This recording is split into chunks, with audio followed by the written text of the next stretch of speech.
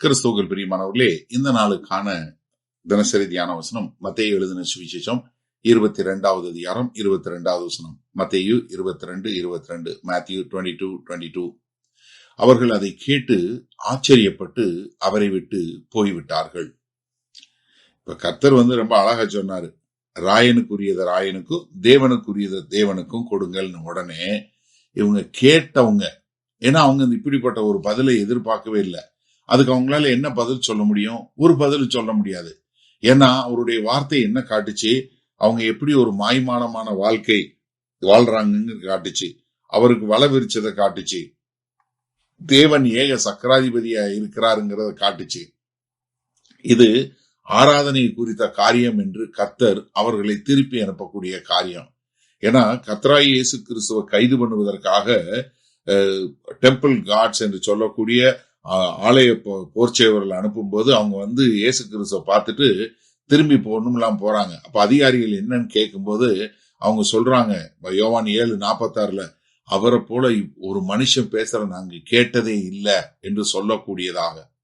அப்ப இது இங்க அவங்களுக்கு என்ன, இந்த வாதை கேட்டு முதல்ல ஆச்சரியம். அதாவது நீங்க தேவனுடைய வார்த்தையை கேட்டு ஒண்ணு ஆச்சரியப்படலாம், இல்ல மனம் திரும்பலாம். ஏன்னா இவங்க ஆச்சரியப்பட்டு மனம் திரும்பல. ஏன்னா அவங்களுக்கு ஸ்டன் ஆயிட்டோம்னு சொல்றாங்க இல்லையா, அந்த மாதிரி ஆயிட்டாங்க. ஆனா அவங்க என்ன ஆகல, அவங்கள மனத்தாழ்மையில கொண்டு போகல, மனம் திரும்புதல கொண்டு போகல, அவங்கள விசுவாசத்துல கொண்டு போகல. இவர் தான் உண்மையான, அதாவது என்னன்னா அவருடைய ஞானத்தை பார்த்து பிரமிச்சாங்க. ஆனா அவருடைய அதிகாரத்துக்கு தங்களை கீழ்ப்படியல.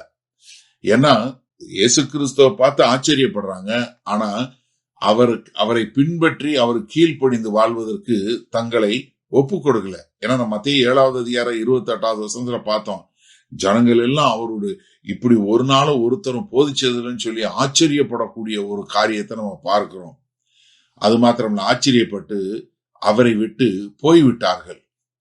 என்ன ஒன்று, அதாவது அவங்க இருந்து அவர்கிட்ட கத்துக்கொண்டிருக்கலாம், இல்ல அவர்கிட்ட இன்னும் கேட்டிருக்கலாம், இல்ல அவர்கிட்ட இது எப்படின்னு சொல்லி இன்னும் இது பண்ணிருக்கலாம். இல்ல, மாறாக அவங்க என்ன பண்றாங்க, அவங்க அங்கிருந்து போயிடுறாங்க. இது எதை காட்டுது? அவங்களுடைய பெருமைய, அது அவங்களுடைய தோல்விய. ஐயோ, எங்களை இப்படி எல்லாரும் முன்னாடியும் இப்படி ஒரு கேள்வி கேட்டாரு, எங்களால பதில் கொடுக்க முடியலையே, நாங்க அவரை ஜெயிக்க முடியலையே அப்படின்னு சொல்லக்கூடிய ஒரு காரியம். ஏன்னா இங்க ரெண்டு விதமான காரியத்தை பார்க்கிறோம். ஒண்ணு, அவருடைய வார்த்தையை கேட்டு அவருக்கு கீழ்ப்படிந்து அவருக்கு பின்னாடி போயிருக்கணும். ஆனா இவர்களோ பின்வாங்கி போனார்கள். யோவான் 6வது அதிகாரம் 66வது வசனத்துல பார்க்கிறோம், அவருடைய போதனை கேட்டு அன்றைய தினமே அநேகர் அவரோடு என்ன பின்வாங்கி போனார்கள், அவரை விட்டு பின்வாங்கி போனார்கள். நீங்க மத்தேயு 19வது அதிகாரம் 22வது வசனத்துல பார்க்கிறோம், ஐஸ்வர்ய வாலிபன் என்ன பண்றான், அவன் சொத்தை வித்துட்டு எல்லாத்தையும் என்னை பின்பற்றி வாழும்போது அவன் மிகுந்த துக்கமுடையவனாய் அவரை விட்டு போகக்கூடிய ஒரு காரியத்தை பார்க்கிறோம். ஏன்னா அவங்களுடைய வழியில போகக்கூடிய ஒரு மக்களாக இருக்கக்கூடிய காரியத்தை பார்க்கிறோம். சரி, இந்த நாள்ல இந்த வசனத்தை நம்ம எப்படி எடுத்துக்கொள்வது? ஏன்னா கர்த்தருடைய ஞானம் பாத்தீங்கன்னா நம்மளால பதில் கொடுக்க முடியாத ஞானம். சத்தியம் என்ன பண்ணுது, இப்படிப்பட்ட ஒரு மாய்மாலமான வாழ்க்கைய வெளிக்கொண்டு வரக்கூடியதாக இருக்கிறது.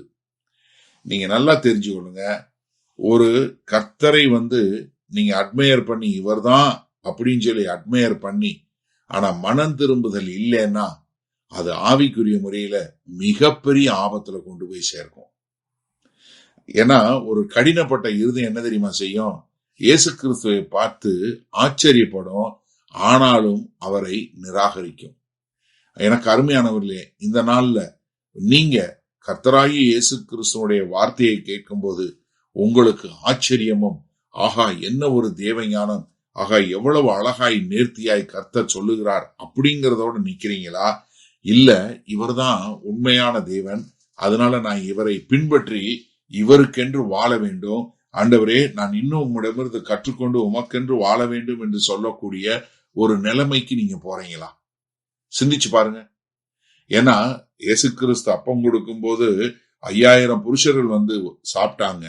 ஆனா அவர் பேச பேச அவர்களோ அவரை விட்டு போயிட்டாங்க. ஏன்னா இன்னைக்கு அற்புதங்கள் அடையாளங்கள் உங்களை ஆச்சரியப்படுத்தலாம், உங்களை பிரமிப்புக்குள்ள கொண்டு போகலாம்.